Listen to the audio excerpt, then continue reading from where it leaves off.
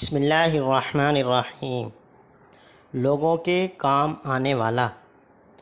نبی صلی اللہ علیہ وآلہ وسلم نے فرمایا، جس نے کسی مومن کی دنیاوی پریشانیوں میں سے کوئی پریشانی دور کر دی تو اللہ تعالیٰ بروز قیامت اس کی پریشانیوں میں سے کوئی پریشانی دور فرمائے گا، اور جس نے کسی تنگ دست پر آسانی کی اللہ تعالیٰ اس پر دنیا اور آخرت میں آسانی کرے گا، اور جس نے کسی مسلمان کی پردہ پوشی کی اللہ تعالیٰ دنیا و آخرت میں اس کی پردہ پوشی فرمائے گا۔